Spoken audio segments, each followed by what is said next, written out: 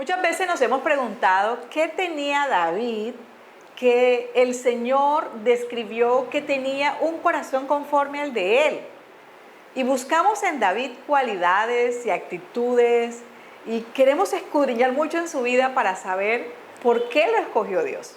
Pero la palabra nos muestra en el primer libro de Samuel, capítulo 16, realmente que Dios es quien ya toma en cuenta todas las cosas que el hombre necesita. El pueblo de Israel quería un rey y lo escogieron, pidieron a Dios y escogieron a Saúl. Se equivocaron porque ellos buscaron fue lo que había por fuera. Él tenía un porte muy presidenciable, era un hombre agradable, aparentemente era el hombre. Y resulta que él cometió varios errores. Y el profeta Samuel fue el testigo de lo que el pueblo hacía, oraba, intercedía por el pueblo y le tocó ser testigo de esta escogencia que hizo Dios. Pero vemos nosotros, antes de entrar a primera de Samuel capítulo 16, que en el capítulo 13 el Señor le dice a Samuel algo que es determinante. Verso 14, mas ahora tu reino no será duradero, le dice Samuel de parte de Dios a Saúl. Jehová se ha buscado un varón conforme a su corazón, al cual Jehová ha designado que sea príncipe sobre su pueblo, por cuanto tú no has guardado lo que Jehová te mandó. Entonces, el Señor cuando elige, cuando escoge, no lo hace por lo que hay en el corazón del hombre, aunque es importante lo que hay en el corazón del hombre. La escogencia de David y el ser conforme al corazón de Dios fue porque Dios lo eligió a él. Se lo dijo al profeta. Dijo, Jehová ha designado. Y entonces vemos cómo, aquí en el capítulo 16 de primera de Samuel, se acerca, dijo Jehová a Samuel, ¿hasta cuándo llorarás a Saúl? Habiendo yo desechado para que no reine sobre Israel. Y dice, llena tu cuerno de aceite y ven y te enviaré a Isaí de Belén, porque de sus hijos me he provisto de rey. Ya el Señor lo había escogido y fue algo tan diferente a lo que los hombres ven, que efectivamente viene el profeta, llega a Belén, que es como una aldea que no tiene mucha significancia, se encuentra con algunos hijos de Isaí, le dice, vengo a presentar una ofrenda, un holocausto al Señor, voy a ir a tu casa, reúneme a tus hijos. Le da unas instrucciones el profeta al padre de David, Isaí. Y ellos, de pronto él está allí y el profeta vuelve y comete quizás el mismo error. Verso 7. Y Jehová respondió a Samuel, no mires a su parecer, ni a lo grande de su estatura, porque yo lo desecho, porque Jehová no mira lo que mira el hombre, pues el hombre mira lo que está delante de sus ojos, pero Jehová mira el corazón. Se confunde el profeta otra vez. Y entonces, cada vez que el ser humano desea escoger algo, lo hace bajo unas características, unos principios o una forma de ver el mundo muy diferente a la de Dios.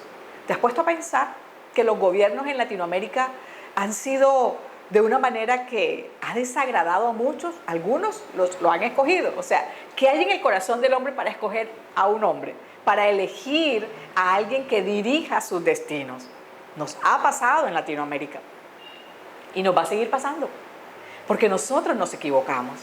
Y eso que el profeta Samuel era un hombre de Dios y vuelve y quizás comete el mismo error, porque como humanos nosotros tenemos una perspectiva muy pequeña.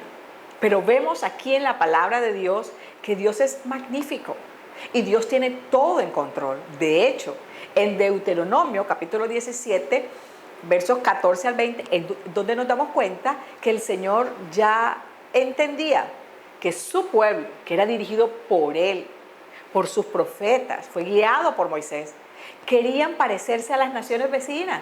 Y el Señor dijo, bueno, está bien, yo les puedo escoger y dar un rey.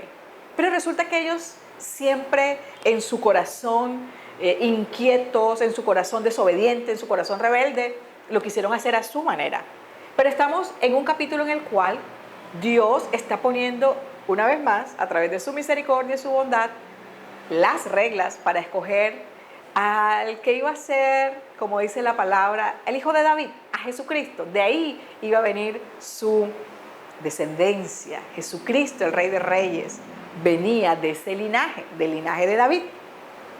Entonces, sigue diciendo la palabra, verso 8 del capítulo 16. Entonces llamó Isaí a Abinadab y lo hizo pasar por delante de Samuel, el cual dijo: tampoco este ha escogido Jehová.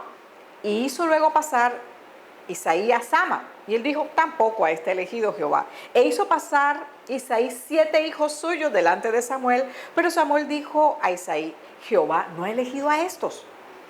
Entonces dijo Samuel a Isaí: ¿son estos todos tus hijos? Y él respondió: queda aún el menor, que apacienta las ovejas. Y dijo Samuel a Isaí: envía por él, porque no nos sentaremos a la mesa hasta que él venga. Y envió pues por él, y le hizo entrar, y era rubio y hermoso y de buen parecer. Entonces Jehová dijo: levántate y úngelo, porque este es.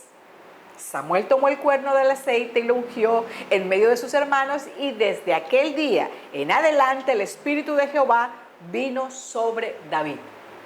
Y pasaron muchas cosas que están establecidas en la palabra, y de pronto tú puedas decir: pero David fue un hombre pecador.